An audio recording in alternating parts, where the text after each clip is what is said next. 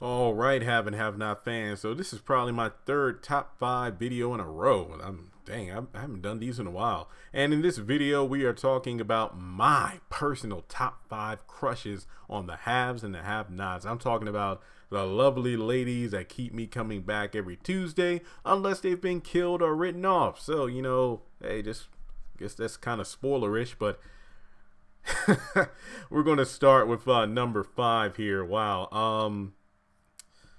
This character is somebody I wish we saw more of, and I don't mean that in a naughty way. I'm just meaning like I really thought she was going to stick around longer than she did, but for the time that she was on the show, she actually made an impact on one particular character. I'm talking about Anna from season 4. Or was it season 5? No, technically she was in season 4, but then disappeared after the first couple episodes of season 5. But really, she was the new counselor to help Wyatt get clean. And what really made an impact was the fact that she did have Wyatt on the right path until they had sex, and then she left because she compromised her, I guess you could say, the boundary between the counselor and the patient, and because of that, she up and left. Sadly, we never see her again.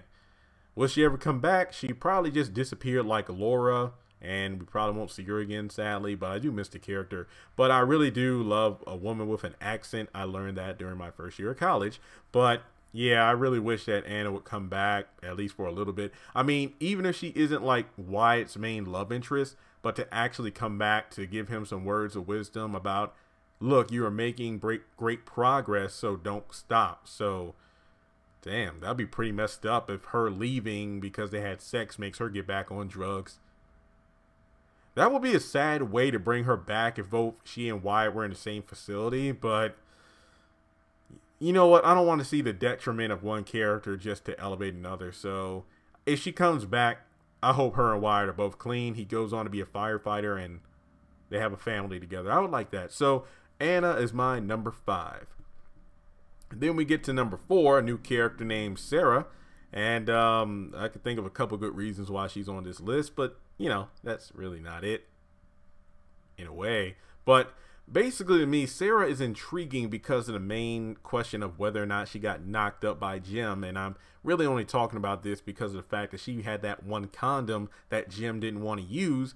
And I'm just curious because remember, in the haves and the have-nots, you really can't ignore plot points like that. Did she catch a disease? Did she get pregnant? Because the way Jim threw her out of the house, that just lets me know that we haven't seen the last of that character. She's going to come back in some significant way, shape, or form in the future, especially if she's used on, you know, in the trial against the Criers, because, well, she was used by Jim in order to get rid of evidence. So we'll just have to wait and see what happens with that. But I really do love the idea that she really does remind me of Amanda, you know, somebody who has a checkered past, but pretty much made it into the law firm. Remember, Jim pretty much erased her past. You know, I believe she was like a prostitute or something like that, or a stripper. And then now she's engaged to some judge just old enough to be her grandfather. And now she's like the assistant to the DA or something like that, and sleeping her way around to get what she wants. That kind of reminds me of Amanda in the sense that what if she actually did go through law school, you know, sleeping with professors, passing exams, then pretty much living the life her parents wanted her to live, which is to be a lawyer. And then she continued down that path and got used. I mean, in a way, Sarah does remind me of Amanda in a lot of respects. You know, a few years, you know, advanced in regards to making it through law school and sadly ending up in the situation like the way she is now, because I think even Sarah said, you know, it's like, oh yeah, sex, well, meet with me one time and we're done. And then it's like, nope, because it will just keep going and going and going, even when you say the favors are over. So I hope we do see more of Sarah in season 6 here. Then we get to number 3. My gosh, Maggie freaking Day. Whew, just David is a lucky man. That's all I got to say with that. And I miss Maggie. I mean, there are so many reasons I miss her, from that like lip bite to the hair to just the way she carries herself. Kind of like Oscar in the sense that it was a smart Oscar and Warlock, characters who I both love, but before they got killed off, they were written in such a terrible way because they were acting on emotion and doing things they usually wouldn't do. You know, with Oscar, the whole situation with Jim threatening his life, with Warlock just being pissed off about Candace lying to him, and then the Malones after him, and then wanting to take the Malones on stupidly. And then with Maggie, oh, once David got in jail, that's when she started freaking out, and that led to the article in the paper and Veronica getting her killed. So sadly, Maggie was killed off, but I will always remember her.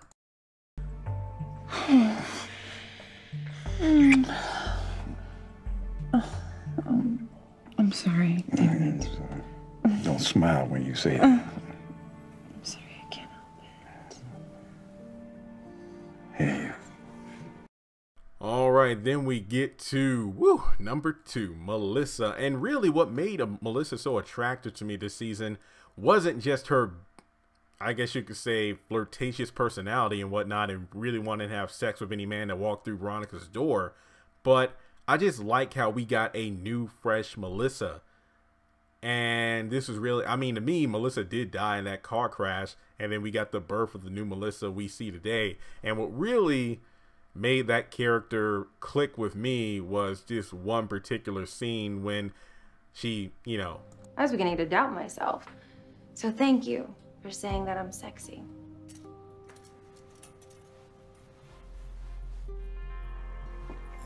Lord have mercy.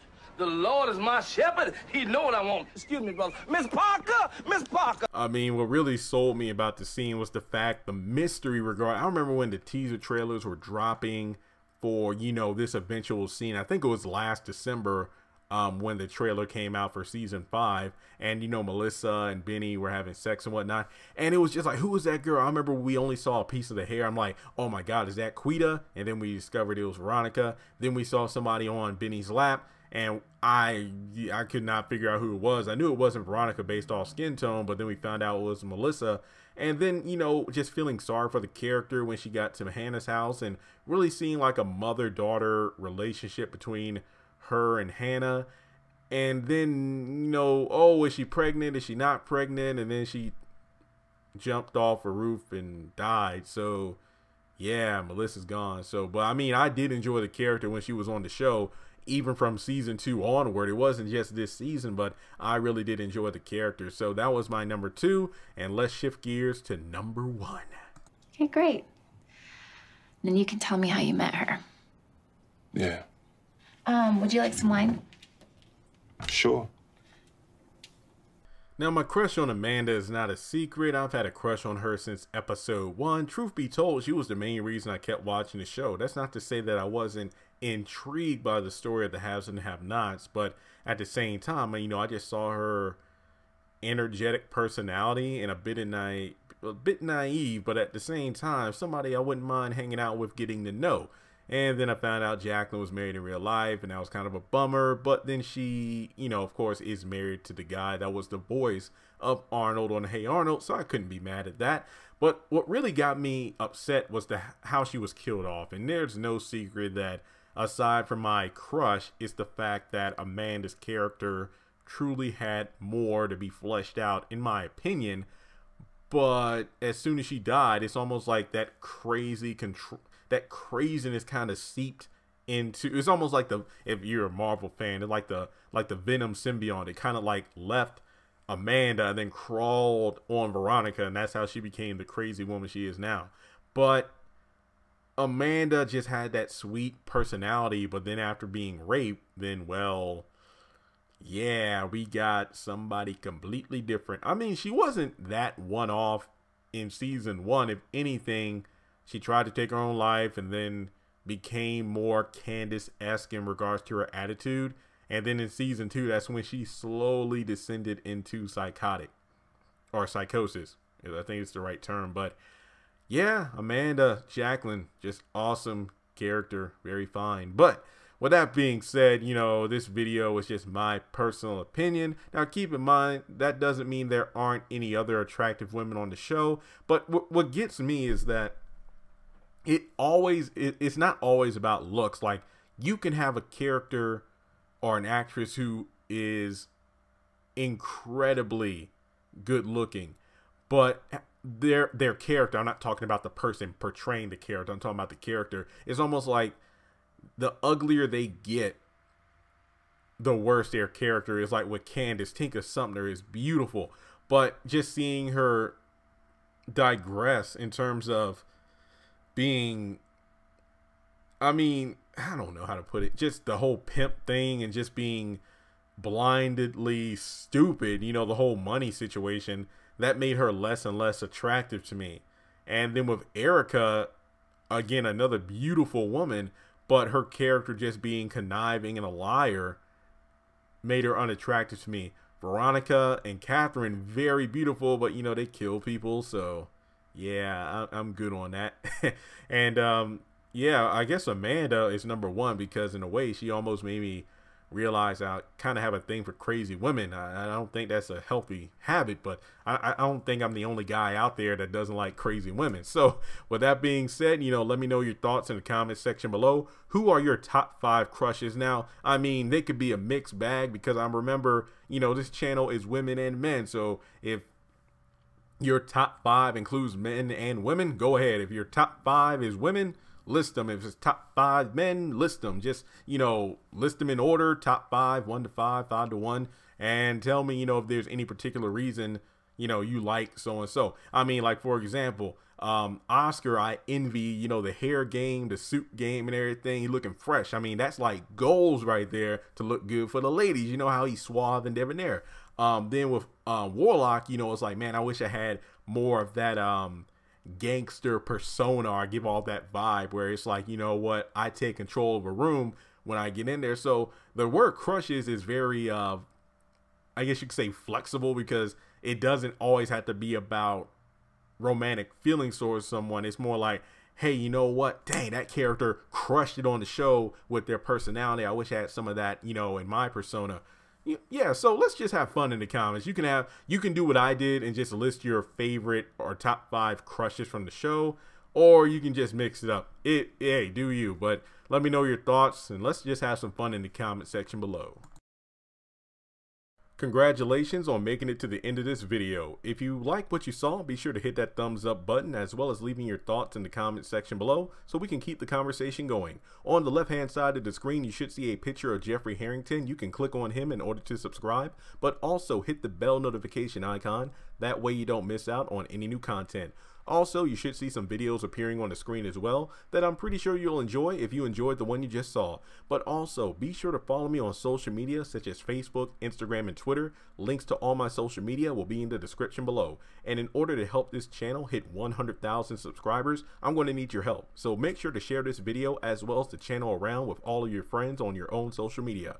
But once again, thanks so much for tuning in, and I'll catch you all in the next video.